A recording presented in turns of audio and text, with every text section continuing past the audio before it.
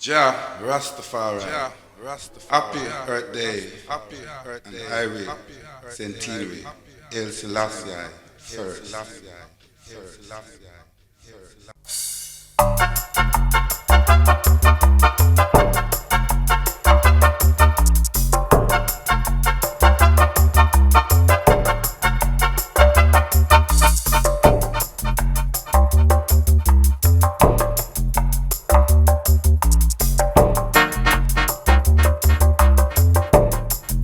Rastafari, King Selassie first. I man forward England just after Jamaica independence in 19, what's that, is that 62? 10 years old, I came here. The independence was August, I think it's about the 6th of August. I came here in September. It took about 2 weeks before my father was able to find me a school. I was living at Copeland Road where at the moment it's a bus garage where they repair buses. The school that my dad finally find me about 2 weeks after I come here is a school called Thomas Carlton, which is at Yedis Road in Peckham, going on to Crystal Palace Road, near Dulwich Leisure Centre. I started school at the age of maybe about 11 because I born in the 7th of October. So when I come here in September, I was 10, and by October the 7th I become 11. So I must say Thomas Carlton School, at that time I was one of the only, maybe at that time maybe about two black people that was in the school, me and a girl called Mina. It wasn't easy at all because them time that me say, October them time that winter, when you look all around you, you see all the chimney them at the house, them smoke come up out of them, I think so the house they on fire and all of them things, you know, because I never seen nothing like that before. But I say as you go on, I ask father and my brother them what's going on, and then say I call the people them are burning at them house. Well I say really them time sometimes I feel you have to feel the way out when you go out. Like you go through your gate and you feel the fence and you go to the next fence and go on, because them time the fog. Because of the smoke that come up from all of the chimney them. A pure fog rasta, I tell you, you have to feel the way around the place. Cold as well, right. I say, never experienced nothing like like that really. I used to go out the street with my stepmother or my mom. And I tell them my ears, and my two of them was the two worst part of me. My ears burn me to right until my face so them are going to drop off. My two of them freeze up that, it's like them freeze together to right because I don't know if I never wear enough clothes or what. But as I say, yeah, that's the experience we get as a youth when we just come here. And as I say, the time has really changed since then, because you see right now, the sunshine was the 8th of September. We never used to see them sort of thing really. It's like things have completely changed, you know. The atmosphere, everything. Like all the trees, them you see some trees in this country are growing now that's the way. And the bear fruits. Where them things they never used to happen before. When we come to England, we never see no fruit on no tree more than so. Really, you know what I mean? Most of the tree them was barren. The only tree them you might see some fruit on was apple. You see apple tree and them have fruit on them because we used to go camping from school. Go bush, go pick apple and pear and them thing there.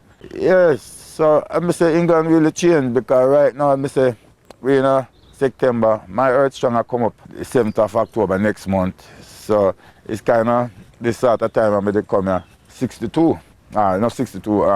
Yeah, 62 in it after Jamaica independence. So I must say this coming to the Monday, the 8th, and this coming Thursday in Ethiopia right now it's 2007, and on this coming Thursday it will be the Ethiopian New Year, which will be 2008. Because according to, there's a Julian calendar and there's a next calendar. I can't remember what's the name of the other one. But according to them, the Englishman, they're saying that their calendar is 7 years in front of ours, which I don't understand it, because everything began, the world is Africa, and everything started in Africa, really. And everything where these people know is we them learn it from. Where them know, we teach them it. So I must say, this is what these people do anyway. Everything where we have them say for them one, and if you give them enough time, even you give it another maybe 30 or 40 years. Something. I'm gonna show you that Bob Marley was a white man, and a whole people, black people, ever do anything good. they would be painted as a white person. And where we are in this time, I know, my brother, the man them lose this thing. Most man no have, even man with long locks in them back rasta. Them lose themselves because you can't trust nobody. You cannot trust nobody now. No discipline, no what is a word? What's the word now? Principle. Principle gone through the door now, my brother. You can't trust nobody. People you're there with for years to rot it. Years, and no, you can't even trust them because, as I say, Babylon just have them. Because all it is about now is money. Who have the nicest car, who have the most girls, who have the most ring on them finger. See me? Remember when me about what? When me about 17, 18, 19, me have 7 ring on my finger. At one stage me have ring on all of my finger. The only part of my finger them I never have ring on my thumb them. But it was joining the wrong people them trying, my brother. And once me realized that, I said, blouse and skirt, one day me have to take them off and put them down. And right now, if I go in my suitcase and look, I can find a couple of them, but some of them I give them away. And me as a man, I don't wear a ring now. The only thing I wear is like the Ethiopian cross or things of His Imperial Majesty, like His Imperial Majesty pictures, really, because we know about Haile Selassie the First. It is written about him in our Bible saying that, you know, everyone that come from him root, or, you know, between him and, you know, anyone that come from Solomon and Sheba, you understand? They come from that's the same route that Haile Selassie come from, right? That just say, anywhere he is, he's preparing a place for them that they can be there also. So we know that this is the way Haile Selassie do live and can't die. Because, you know, in prophecy, his prophecy are fulfilled with Haile Selassie manifestation. And some people say them boy, them believe this and them believe that. You know what? I had a time when I used to believe things, but I don't really believe things now, and I know things. Because I know so this is where the level that things get for now. Because if I want to ask if I can drive, and I can drive, I have to say yes. Because I know I can drive.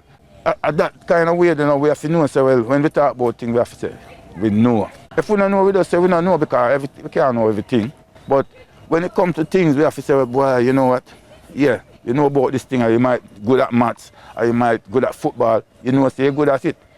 Sometimes people still not good at it, but them think they're good at it, and somebody have to come and say to them, boy, you're not good at it, and even at that time, they might go say, boy, no. We have to know ourselves, and this is the hardest time as far as I see, because I tell you, say, I see a whole at times in this country. I've been in England here, I've been all over England, I'm a herbalist, meaning say, I used to smoke. The chalice and my spliff. I don't eat and I don't burn chalice again and I don't burn spliff. I eat meat and drink the herb. Because Joshua and I said the herb is the healing of the nation, and there's a herb out there for every situation, every sickness, if you know. Because I know 4 parents would have all of them things there, you know. It's just over the years we've lost it. But we haven't really lost it, you know, because our 4 parents have given that information to a lot of these people where say have written the books, like a book like Back to Eden. And all of them things. The herbs are in there and it tells you what they're for. And those information come from I people, I 4 parents. You understand? But really and truly, as I said, a lot of us have lost all of those sort of stuff. And give thanks, I know myself. So I don't really have to worry about Babylon and them things there. Babylon is just for a while, you know. Righteousness, God is forever. You know, put your trust in a God. The trust in our righteousness, and everything is all right, because, you know, the devil, the wicked people, the devil them and serve, and the devil will give them everything what they want, not even what they need. But I just deal with needs. You know, this one thing, because I know so everything I need, my Father will give unto I, you know. Enough time have I been on the brink of death through sickness, in the sense of where Babylon have set I up in a jail, and of, what should I say, spike food, and make go 7 nights and 7 days and never sleep, and then make wicked spirit come to tell hang self and for cut risk and all different things. And that was from 92, so give thanks really with the year 2014 now. I never even think I would be alive now, because I never even think I could have lived a couple of months, a couple of years, much less to be alive now. So I'm just giving praises to the Most High every time, you know. for life, because life is the most precious. For me, have life, everything else is possible. Everything else is possible. Nothing is impossible, you know? So, yeah man, Sata Masagana, Lam Laki, Blam Laki Masigana. And I just, in America, I just give thanks and praise to the Most High God Almighty, Jah Rastafari. Yeah man, because me, when I was in L92, I tried to read the Bible from start to finish. I don't think I did achieve it, but you see me, I'm always reading my Bible. I read Psalms from Psalms 1 to Psalms 150. And when I reach the 150, I start back from Psalms 1 to the 150. Couple days now, I read Psalms 150 and I started back. I used to be just reading one Psalms a day, but for the last 4 days before I came to the end of Psalms 150, I started reading 3 Psalms a day because I'm going through some tribulation now with some people. Organization called the Maroons, where is a black mental health organization supposed to be run by service users. And I class as service users because I said when I was in hell and I went 7 days and 7 nights and didn't sleep, I wanted to hurt myself. From there, Babylon started giving I medication called Lagactal, which is a psychotic drug. I never really know it's a psychotic drug. So I took it from 92 right up until 2004. And one fall long on my face, one fall long on my back, one fall long sideways. My ears are hissed like a speaker box. You know, I don't know I'm alive now and even balance back myself because, as I said, really, it's one thing that happened to in my life, you know. I see a man turn a vegan, and I went a vegan for over 20 years and never researched to find out. So, well, once you stop eat your meat, the first meat I stop I eat are the pork, really. I know that as a Rasta man. But after a while, I decided to stop eat everything, even fish. And I went like that for over 20 years. And it's dread because one day, I used to come out of my yard and when I look, I see like smoke. I go up in the ear, smoke, I go up in the ear. And I say, what go on here, so? One day, I drive my car to the bottom of my road and when I look to the left and look to the right, it's like a fog me I see. So I say, wait, but what this me I see? So I reverse back my car and park it on my road. And I go to them people that deal with the eye, optician. And them I put things on my eye and it get worse, things get bigger. So the optician said to me, I would advise you to go to your GP. So I went to my GP, I showed him what was happening and he wrote a letter and said to me, go to Dulwich Hospital. When I go to Dulwich Hospital, they give me certain tests. At that time there's a hospital in Elephant and Castle that does people's eyes. They gave me a letter from Dulwich Hospital to go to the hospital in Elephant and Castle. When I go to the hospital in Elephant and Castle, I don't even think it's there now. When I go there, they put me through certain tests and the next thing they send me off to Marfield Eye Hospital in the city. And to me, as I said, really the hospital is very good because the hospital has brought my sight back. They said to me, listen, your body is lacking of vitamin B12 and the only way to solve that is to start eating red meat, like liver, beef and all them things. I said to them, listen, I'm a vegan. I'm not going to go back to meat. So they said the only way now is to give a man a B12 injection. I was getting one maybe once or twice in a week. And it go on and then it cut down to maybe once a month. And I've done that for maybe 15, 20 years until my system balanced back itself with the B12. And then I stopped taking those injections. And then from there, so I started buying multivitamins and minerals. So I take one of them a day and go through from there. So my sight has not come back to where it was at the beginning, but to how it was at that time, really, it is much, much better now because sometimes I couldn't even make out a one face. My sight has come back very, very good, but not as it was before. So, as I say, I am at the moment 63 years old. Looking forward to my 64th Earth Strong next month. I'll be rating it at Bradfield Boys Club in Peckham Commercial Way. And I'm gonna have from Galaxy Radio, Nick Royal, from Galaxy Radio, Brethren Fisherman, used to be on Galaxy Radio, is not on it no more, but the Brethren. There's a youth man that's gonna be on it as well called Tiny T. His father has a son called Freddie Cloudburst, used to be in Peckham. Very good friend of the sound that I grew up on in this country called Level Musical Enchanter. Neville the musical enchanter was a son. It was a son, you know. I'm coming from that branch. Shaka is coming from that branch. I started following Neville the musical enchanter son when I was, what, 16, 17 year old. And all that happened, the first job that my dad got me when I leave school was he got me a job doing panel beating and welding at Campbell Station Road. The brother that was learning me the trade named Roy, he is Neville the musical enchanter, brother. From there, so now I heard about the son, Neville the musical enchanter, not even realizing that's the son that my father followed. From there, so, as I say, I started following the musical enchanter son through the 70s, 60s, 60s. I leave school 66. I'm following Neville enchanter son 60 through the 60s, 70s, 80s. Neville the musical enchanter son come off of the road 1979. And that's where Ras Surr Zema was born, son was born. Yeah, and I started off that song with two of my brothers, Victor and Jimmy. When we started off the song, Jimmy called himself Pelly Rankin because he was a very good footballer. My other brother, Victor, he called himself Speedy Dread because he was a very fast runner. The three of us started off the song. I financed it, but the three of us started off the song. We took the world by storm. You know, Surr Zema sound just take over everything. We play all the sound them, Viking, all the sound them in a Peckham. You know, all the big sound them. We play them, Coxon, Shaka, all of them. And Wally One, and I'll roll over some of them. Yeah, so I'm say Surr Zema sound is a great sound.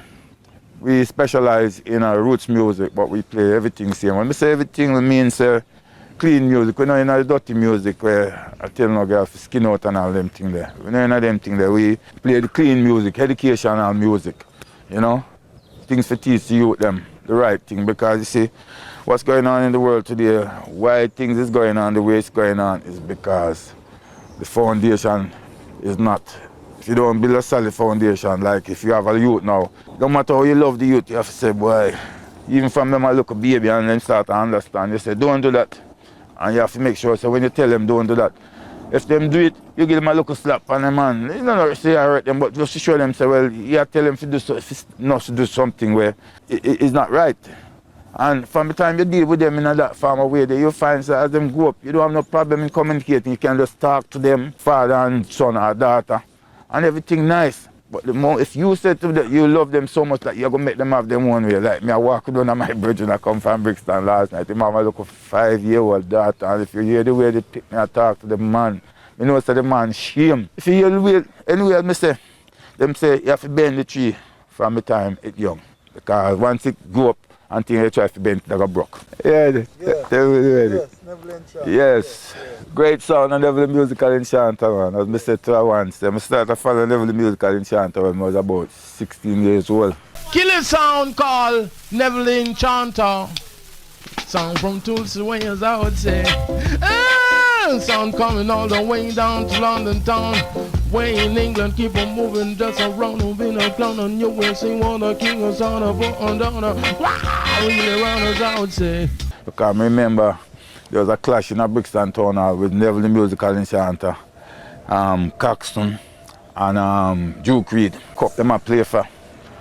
I mean at the Brixton town hall, and I just started smoke weed them time there. And me look, and my father see come up beside me, and me and him a talk. And then one of my friends come down and give me a spliff. I mean, I feel fan him off with it and say, no, you know, without my father realized. Although him throw me out of my yard when I was 16, really and truly, so from there, so me's a big man, because me said to me, my father used to murder me, really beating boys. And me said to me, when me walk through that front door one Sunday after, me and him, after him come and beat me wrongfully, yeah? Me say, when me move through the door, me say, no man, now beat me again, he must go fight me. And from there, so me and tell me just go to the street and get terrible. Anyway, this particular time with our Brixton town hall, and I said, Neville, Coxon, Duke Reed, I play for your cup. And that's what my father was.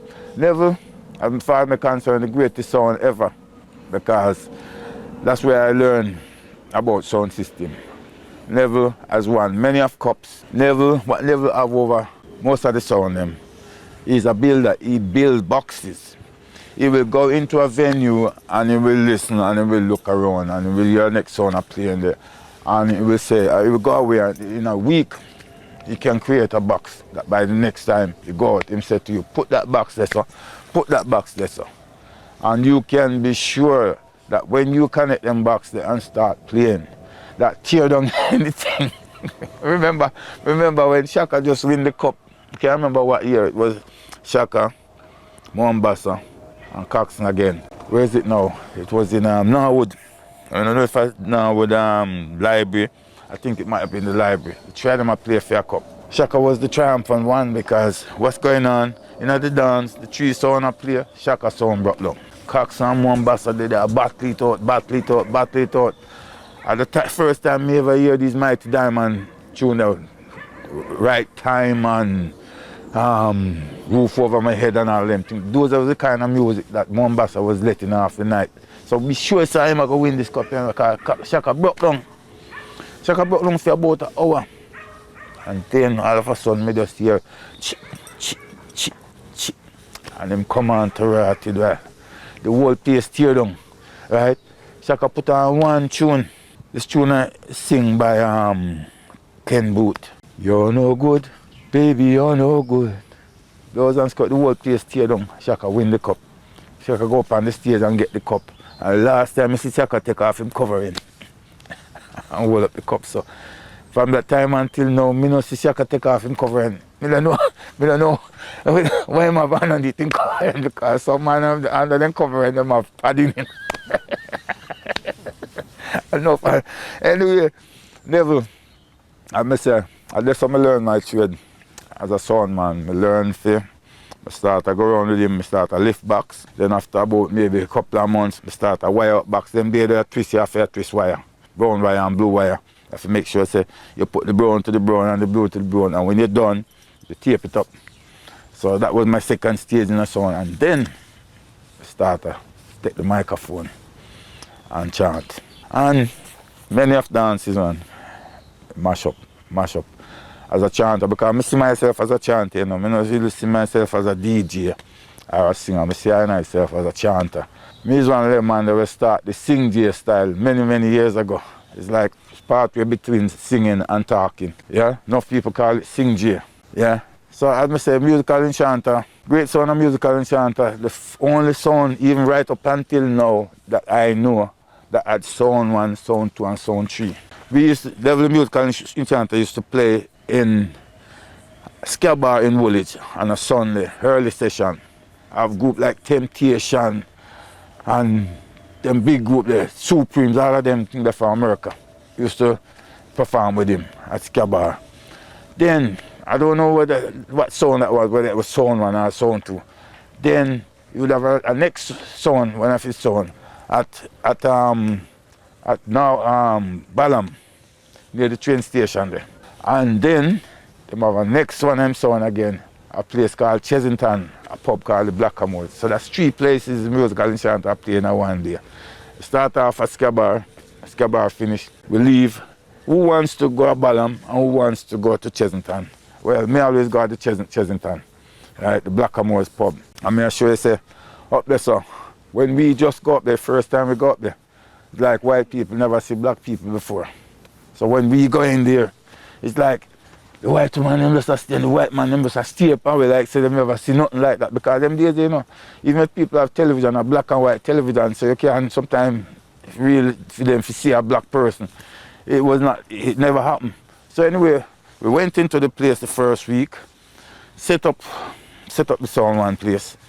All the white people them down one end. We was maybe about 10 or 15 already that ride with the musical enchanter that time. So we up there the end. So as we are going on the play and during the night, you see the white girl them start to draw closer and closer to it, closer and closer to it till a black man just stretch out him and pull in one so and lock down pan it. So that's our skirt. You see from one black man grab one of them and lock down pan it. All of them come near and the black man just hook them to rot it, my brother. You see by about the 3rd week, we take all of the white man and girl. White man get fixed. We have a piece of fight in the Blackamoor the 1 week the Torati there.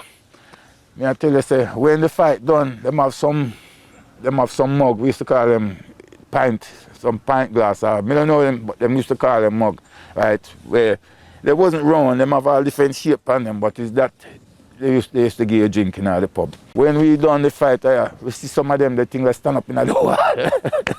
Stand up in the wall. We have all brethren, them go through the window, the bathroom window, forget out of the building when this fight start. They call them on like just some coward them. You understand?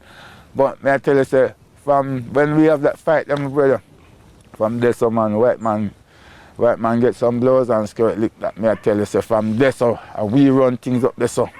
White man have to just cool to take one of the white man girl and beat up one of them. Leave a whole heap of mixed face. Pick the boat the place. You know?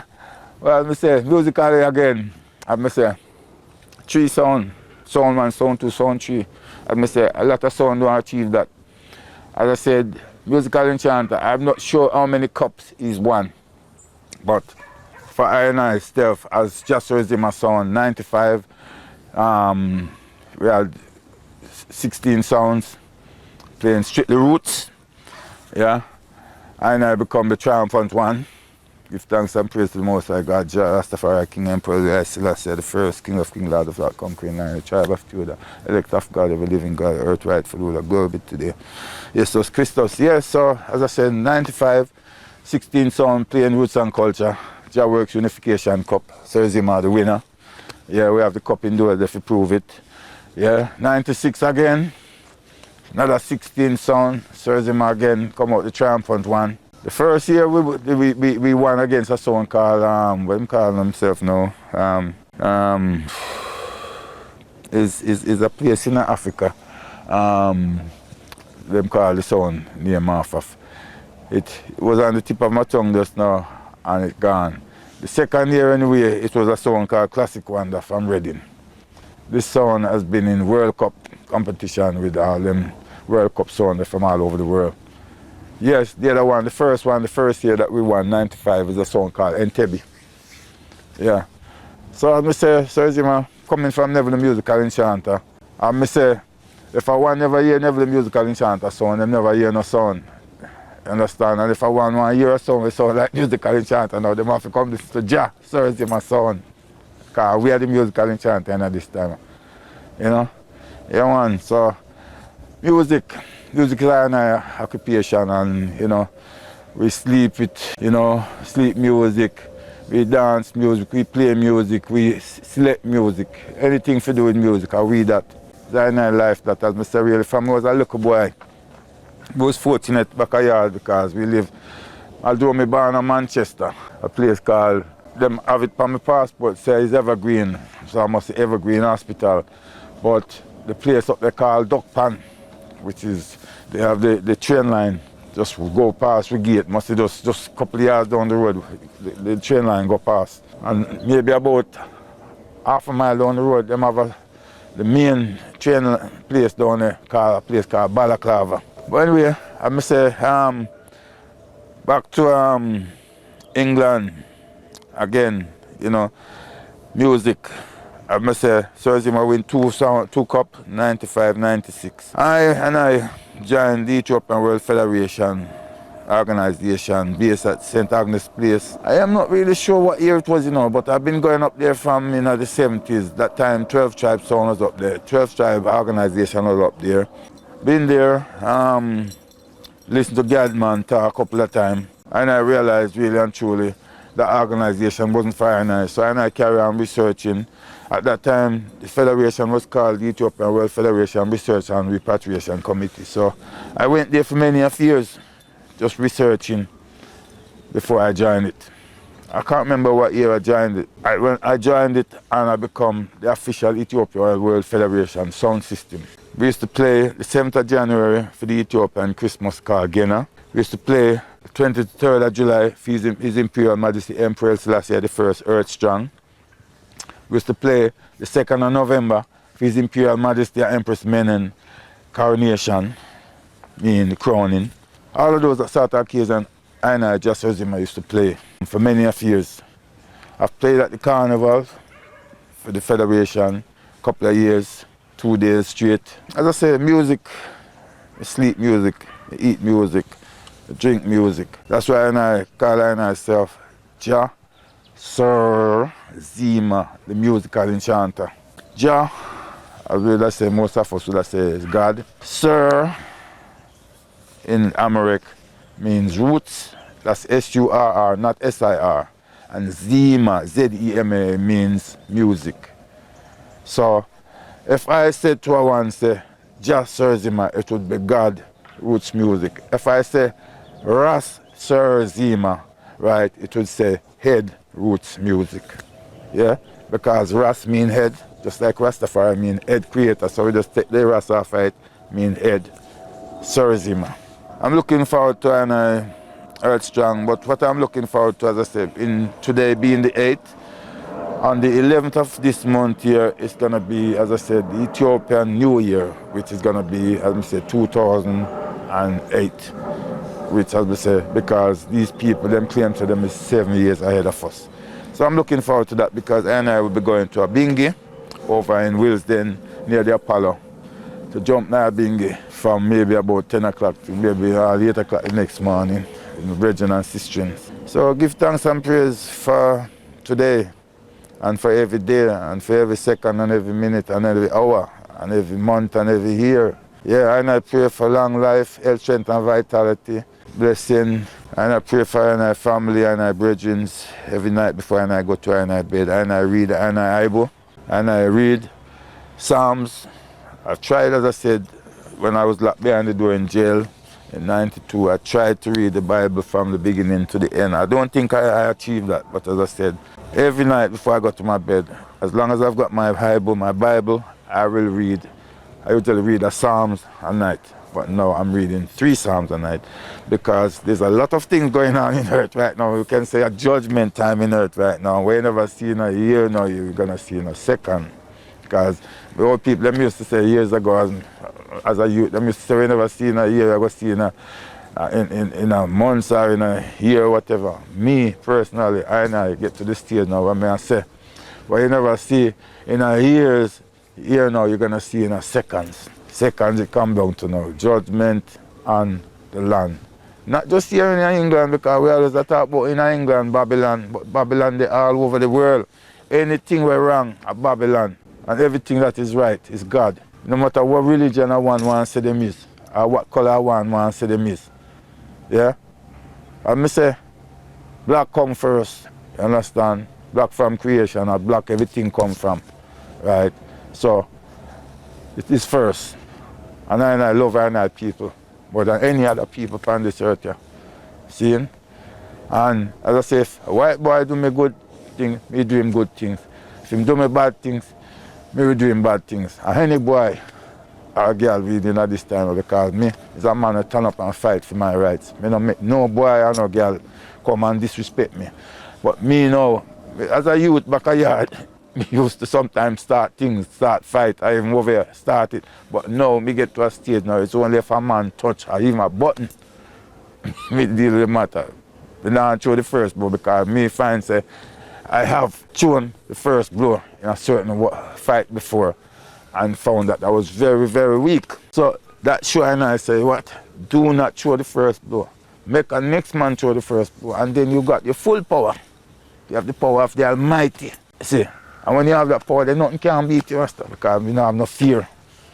No fear. You're over. So, yeah man, Rastafari. So, let me say, and my life is built around and my family. I've got 4 princesses. I can remember my favorite Auntie G, who, Rastafari, took her about a year and a half ago. You know, she gone home to Zion as far as I'm concerned because she was really more like a mother to me than an auntie because there was nothing I really asked my auntie to do that she said to me no. You understand? My mom is not on that level with me, really. She's on that level with my brothers, my younger brothers and sisters, but not with me because from the time I was 2 years old, my father took me from my mom. I only saw my mom maybe as far as I can remember couple of times before I came in this country because I say I came in this country in '62. I remember I went At one stage I went and spent maybe a week with my mom on Orange Street in Kingston. It was near Christmas because I remember that's the first time I saw John Kuno and I saw Santa Claus. Found this thing going along and that throat present to you with some thing. I've never seen it before, you know. Anyway, I must say, at the age of 2, as I said, was taken from Manchester to a place called Cane River, which is in St. Andrews. I grew up with my grandmother in St. Andrews, a place called Cane River. I've got so many aunties and uncles. Let me see now if I can think about it now. I've got a auntie called Sister Punsi. I got one called Sister Mavis. I got one called Sister Girly. I've got one called Sister Enid. We call her sister. I call them sisters because I grew up with them. They grew me up from the age of 2. So instead of me saying call them uncles and aunties, I just say Sister Punsi or brother Naughty, or you know, I grew up with them like brothers and sisters. Even now, people still don't realize that they are uncles and nephew or whatever. So, as I said, really, I grew up with my grandmother in St. Andrews, Cane River, and she had, as I say, those amount of daughters. I have, see, uncles, Brother Irvin, Brother Cooley, Wally, Naughty, Lawrence. Those are the children that my grandmother had, right? So I haven't really totaled them up on me and just enough, but maybe about 10. My dad, I never even called my father, so that's another one. My dad was the first child from my grandmother. My father, he, obviously as the oldest one, he left and went to Kingston to learn to be a carpenter. He is the first one that came to England and brought all the family over. Invited all the family over, right? But I was one of the last one to come into this country out of my uncles and aunties. I must say, my grandmother, I can remember her mother. And as a little boy, when she died, being thrown across her grave. I don't know what that signified, but they throw me from one side and somebody catch me the other side. I'm wondering if it's some sort of protection because, you know, people always say a whole lot of things in Jamaica, say like when people die, they come back and play the picnic them and all different things. So I don't know if it's something like that they was trying to protect me from by throwing me across from one side. Anyway, my grandmother, as I say, run things because she had my father with my grandfather, and then they broke up. And then she went out with this other man, and she had next set all those other children that I told you about. And she finished with him, and then she went out with the next one again, and had a certain amount of children for him. But my grandmother, she wears the trousers. My grandmother fight like a man. She double her fist and start a fight. You think she's a man. You understand? I don't know, maybe she come from Maroon or whatever, but me I tell you, say, she no lose no war. Nobody no ramp with her. No man, no woman no ramp with her because she's a fighter. You know, that's what I can remember about my grandmother. But as I say, she was a way you call, she's a strict person because if she send you to the shop, she said, I'm gonna spit on the gun and don't make it dry up when you come back because you're gonna get a beating. And when she done beating, she gonna tell you, say, hold your ears with one hand and turn up on one foot. And if you ever lose your balance, some cowlick can reach you from every angle to rotting. So it made me tough. My grandmother, my father bought my grandmother over here before me. He bought my aunties. There's 2 of my aunties where they came over, just come over holiday, but they've never come to this country and live. But he bought all my other aunties over, all my other uncles over. My father bought them all over here. My grandmother, husband, which is not my grandfather. Yeah, they all came from Jamaica, came and lived in Peckham. My father was living at Courtland Road, so he got them a place on Bournemouth Road, the road they were in the middle of the employment place, just out of Riley in there. So they was just, when we come out of the gate and look across, I through window, we look and for them window and them look and for one. Well, after a while, they moved and got a place on Lindus Way. A couple of houses from where Landy them live. A couple of years after, they went and bought a place on Lindus Grove. And that's where they stayed, my grandmother and my stepfather, until one died. And then the other died many, many years ago. The other house, at this moment, that house valued about £1 million or more. What my uncle them get for it wasn't even £100,000. Right, it's a house that's got a basement. It's got, when you go in, you go up a stairs. When you come through the gate, you go up a stairs and you go through a set of doors. And then you go up a next set, you come to a next one. Then you go up a next step and you come to a next floor. That's the size house my grandparents bought and lived in until they died. Which I can't say my uncle them give it away, because when they died, it was all left for one of my uncle to deal with it. Right? They've tried all different things. They've got a friend that's run agency, so they gave it to him at one stage. He was renting it out to refugees. We have to go through again, fix it up, and at that I go on for years. So my uncle just get fed up, naughty, just get fed up and say, boy, I'll sell it. And as I say, he never even get 100 grand for it, which I say this house value £1 million now. And you know, with my step-grandfather, the only time he see him stand up to my grandmother is when she said to him, make them sell the house. And he said, no, Reen, I'm not selling the house. I want the house to be there for my grandchildren, my great-grandchildren. And I said, yes, this man has vision, you know. Well, I say, when my uncle them get to that, really, I said to myself, boy, if him, you know, if he have any spirit, like, and you understand, and see what I go on there, so I know that he wouldn't be happy. You understand? Because my uncle them more or less give away the place. Anyway, my father, as I say, he was the first one that come here. So when I come here, I say, Peckham will live, Copeland Road. He a carpenter, so he used to the house where him have. When we did on holiday, we used to have to paint the house. Him learn to paint the house. Him show me for wallpaper. Him show me for you know, when you look on the brick them and the thing I drop out between them, you have to dig them out, splash the mix up thing, splash the water and the thing, and then cut back the brick them. And learn me to do all of them sort of thing there, you know. I say I have uncle named Naughty, one named Wally, one named Lara, one called Brother Cooley, one called Brother Irvin. Brother Irvin died quite a few years back from he said it seems cancer really, but I think it's prostate, but he didn't realize. He left this country, went to home to live in a Clarendon, right, with his wife, become sick. You know, a lot of black people think, say, well, boy, every time them get sick, them think, say, a science, somebody work on them. So instead of she can go to a doctor, go check out and see what go on, she did maybe I run and go see what a man or what a woman. By the time I realized what go on and realized I can't sign him off, it was too late. So I lose one of my uncle like that. I lose an auntie like that as well. Same mother, same father. She, I don't know what kind of cancer she had, but they just rip her up.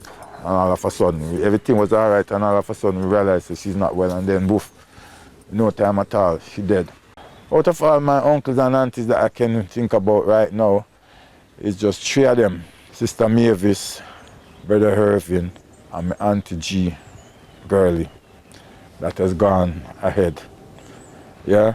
All my rest of aunties and uncles, they're still alive here in England. Well, I've got uncles in Jamaica. I got one uncle in Jamaica as far as I know, who's my brother, my father's brother. All the rest of my uncle them, they are England. I only have one auntie in England at the moment, and she is the same age as me. Because I was born 1950, October 1950, and she was born December 1950. And when my father took me from Manchester and took me to St. Andrews, Cane River, to my grandmother, the two of us grew up as twins. That my auntie that died about 2 years ago, Auntie G, me call her, the one that I show her once, does everything for me. She told me about when the 1951 storm came, and she said my grandmother put me under one hand and my auntie under another hand and put her under the bed until I said, what life to rot it, you know. So, as I said, it was only maybe a couple of years old at the time. So, as I said, I never really experienced the 51 storm because, as I said, that time I was only 1 year old. But I always remember the story when my auntie showed me. She only showed me a couple of years before she died, about this situation how my grandmother put me under one hand and my auntie and put her under the bed and tell her to hold on family. Brothers, how much brother I have? I have a brother called Byron, one called Donald, one named Victor, one named Jimmy, one named Stephen. So that's my brothers. My father told me that I've got a next brother that died, they poisoned him in Jamaica. I never did meet that one. I've got, at the moment, one sister called Velma, one sister called Honey, two sisters called Carol. No, two sisters named Elaine. One in this country and one in America. One sister named Elaine. So I've got X amount of brothers, X amount of sisters. I am the eldest, as I said. I've got a brother named Junior as well. Different mother. I say it's only me and Velma. My sister Velma is from the same mother and same father. All my other brothers and sisters are coming from different mother, but from the same father. So it's a big family away. Children, I must say, me personally, I have an auntie named Enid as well. I must say same age as me. I have 4 daughters and 1 granddaughter. The eldest one, right, we call her Danai, but her mother call her Levine. I call the second one Amanatu. We adopted her, me and a lady called Inca in Birmingham. She had no children when I met her, maybe about 1990. Met her. She had no children, thought she couldn't have no children. Rasta woman, about 10 years, 12 years younger than me. She said to me, what do I think about adopting? I said, I don't see nothing wrong with it because my sister has adopted a daughter and I see this daughter as my niece just like all my other niece them. So I don't see nothing wrong with it. So in the relationship, I don't even think it was 6 months after we got together, we managed to adopt a daughter. And we call her, her name was Chantel, but we changed her name to Amanatu. She's now about 25 years old. The great thing about adopting this youth is like I and the mother got a blessing because maybe 6 months after we adopted this daughter, this woman of mine that thought she couldn't have no children was blessed and she became pregnant and bring forth a princess, Ola Hindi, in I think she was born, I went to jail 92, she was born 91. Because when I went to jail, she was only about 3 months old. Right, she's now 22 and has my first granddaughter, Princess Ainka. I also went to jail, as I say, 92, came back out 93. Got blessed again. I have another daughter with the same Ainka, Yainka. Had another daughter with her. So that means it's 3, with the one we adopted and then 2. And plus the bigger daughter that I have, who is now about 31, 32 years old. She's born on the 25th of October. So, as I said, next month I'll be celebrating my 64th and she'll be celebrating maybe her 31st, 32nd or something like that. Well, as I said, I've got X amount of nephews, X amount of nieces. As I said, I at the moment suffer from a thing called from 92 when I got jail and come back out. As I said, was in there, my food spike, couldn't sleep for 7 days and 7 nights and become suicidal. So after being put on these tablets, Lagastal, from 92 right up until 2004, it seemed that it's messed up my body. It could have been worse because most people that I know suffer from Lagastal, they're falling on their face, they fall on their side, or they're falling backward. And they don't know nothing. Right, give thanks, as I said, I've still got my wits about me. I've still got my balance about me. Give thanks and praise. Sure. Rastafari, King Selassie first.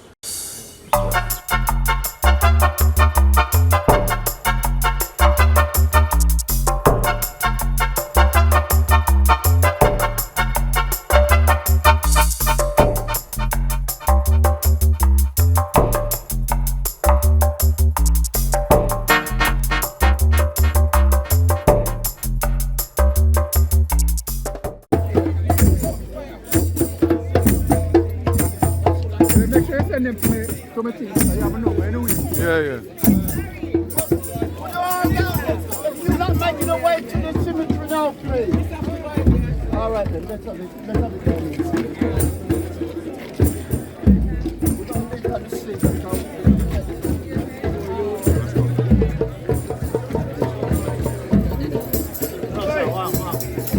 How's the man? Behind you.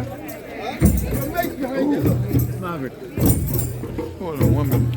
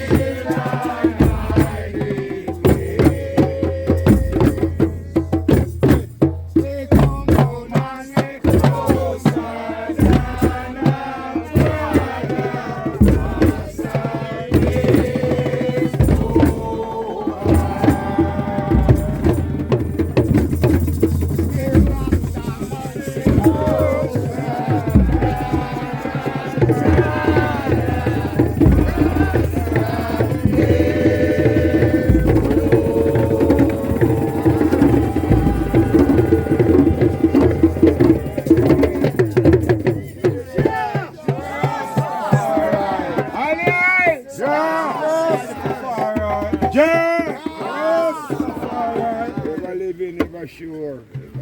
Empress meaning. An empress meaning. Aye.